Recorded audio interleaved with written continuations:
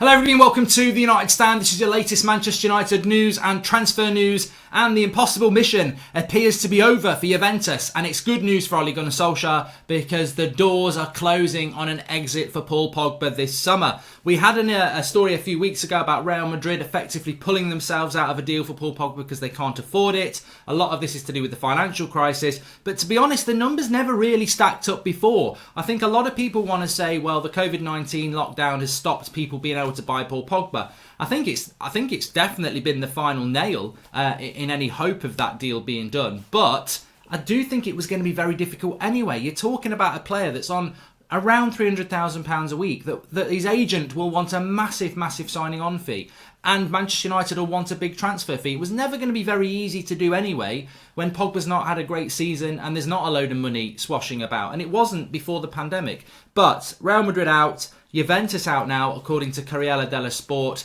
The impossible mission, the dream of bringing him back, is over because they just cannot get the numbers to stack up. They don't have the assets, they don't have the players that United want, and more importantly, even if they did, Pogba would break their wage structure, and that is something that would be very difficult for Juventus to do in this current climate. So the reality is, look, Pogba may want to leave Manchester United. I've never disputed that. He sort of said it last summer. But can he leave? No, it doesn't look like he can. So how do United handle this? This is where United need to push home the advantage and get him to sign a new contract. He's got 2 years left on his contract.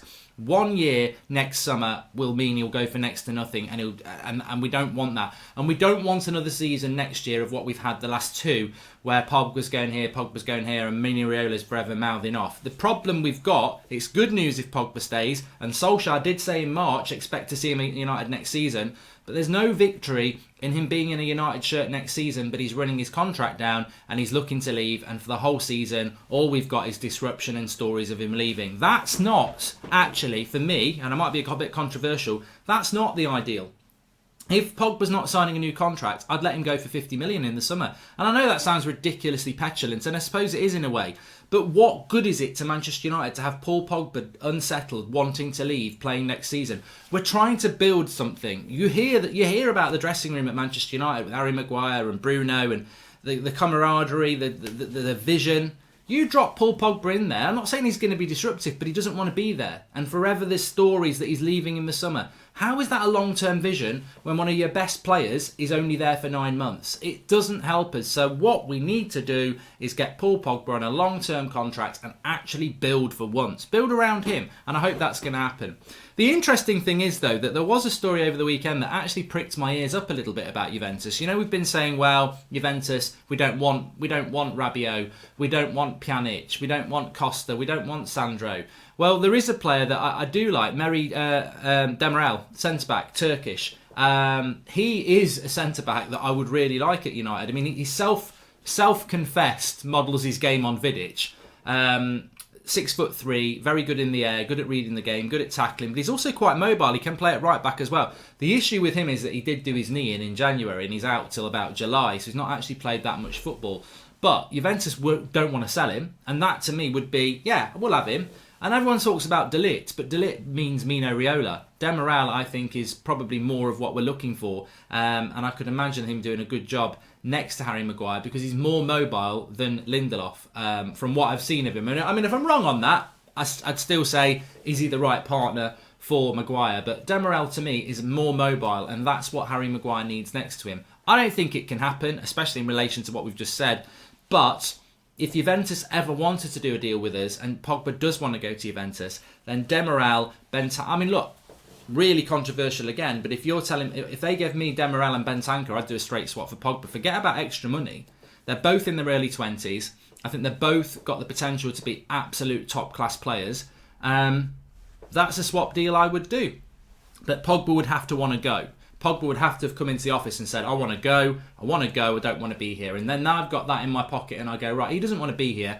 What's the best deal I can do with Juventus? And I'd be looking at Demiral and Bentancur, and I would do the deal then. But all ifs, buts and maybes, I expect Pogba to be at United next season because that's what I've been told by United 4 times in the last 18 months. And that's what Ollie told us in March. So I think that will happen.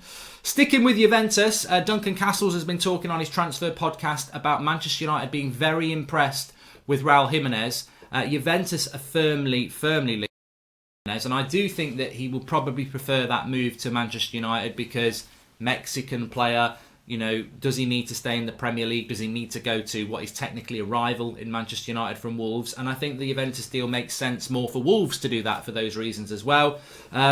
But I like Raul Jimenez. Again, controversial, but I've said, to me, I don't see a massive difference between Raul Jimenez and Harry Kane. Yes, Harry Kane is a world-class striker. No, Raul Jimenez isn't a world-class striker, but he's certainly got the potential, even at his age of 29, I think at a club like Juventus, he would be considered a top-class striker.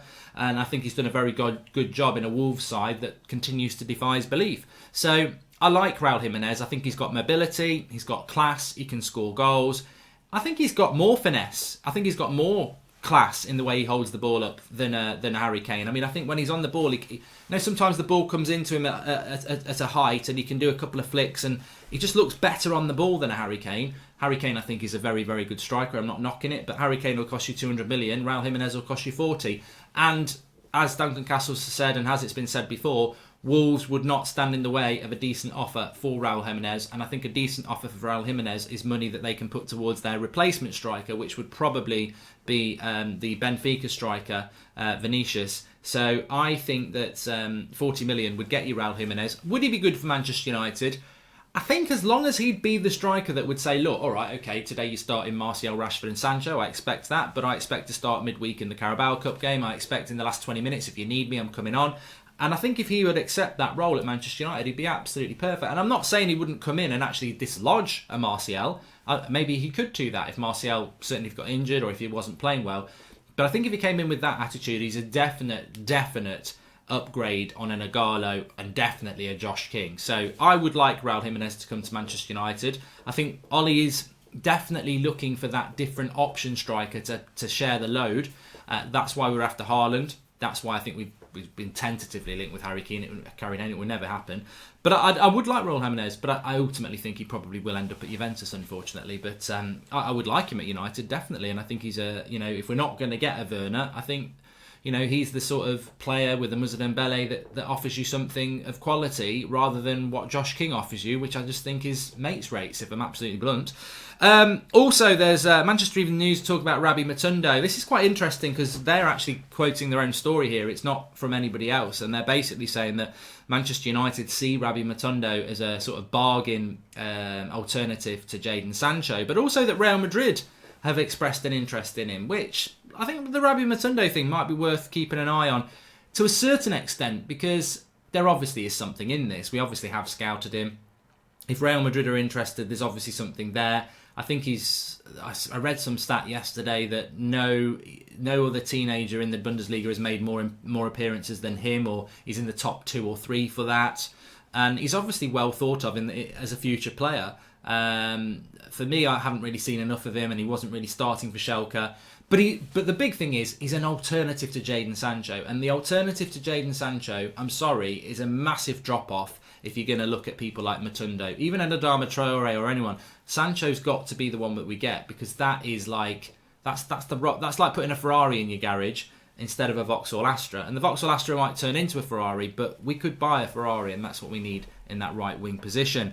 Also, what did I want to talk to you about? So the Telegraph are saying that yesterday Premier League managers had a constructive meeting. They're all in agreement that football needs to come back, and they want a definitive date on when it will be back, so they can start building towards that. And let's not forget, it's the 27th of May today. If football was coming back on the 13th, that's nearly 2 weeks away, and that's not enough. I think it's going to be around the 20th. That gives them 3 weeks, and this is why managers want that date, because 3 weeks isn't that long. If you're, for United, we're playing Spurs first game.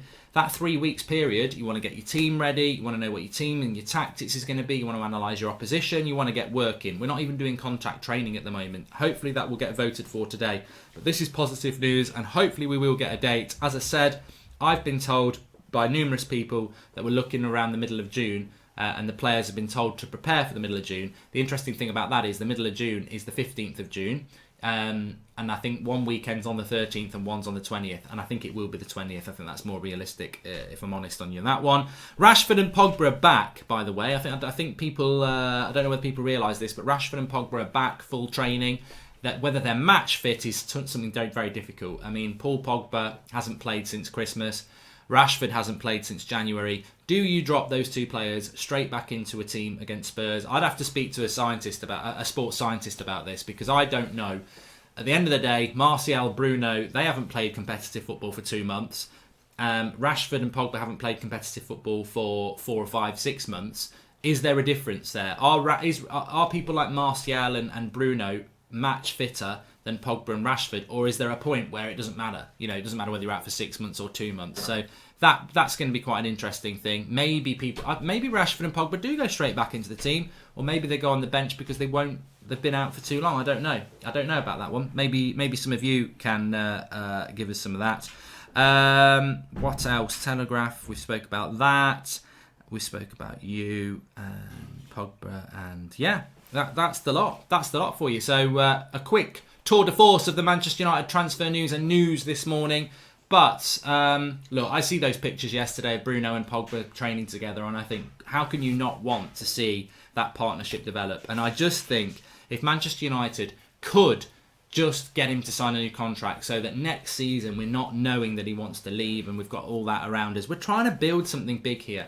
You look at Liverpool and you look at Man City and they're not going anywhere. How is it good for us next season to have Manchester United with Paul Pogba but knowing he's going in the summer and we've got to rebuild again? That's not a rebuild. And Manchester United, if this is part of the reason I think Pogba should have gone last summer, because he wanted to go, and we should have let him go and bought Bruno in and another midfielder. And then we'd be a year down the line of this progress. And then we maybe get another midfielder this summer. Pogba here this summer, but doesn't want to be here, but we keep him. We're not building. We're not building a future, because even if Pogba's brilliant next year, but he still says I'm off to Madrid, that's a massive hole next summer that we've got to build. If we want to get to a title, we're not winning the title next year. If we want to get to a title, we need to do what Liverpool did. You get a core team and you build it over 3 or 4 years. Manchester United can't have a core team and build it over 3 or 4 years if after 1 year our star player is going to leave to Real Madrid. We need to get him to sign that new contract, or we need to let him go. But I don't think he can go this summer. So I think he's going to be here. So I think we've got to get that contract signed, and hopefully Paul Pogba will just commit. Let's see. Thanks everyone for watching. Smash a like on the video. A good video coming up for you at lunchtime about Sancho, and I'll be back live at 8 o'clock tonight. Have a good day. Thank you very much for watching.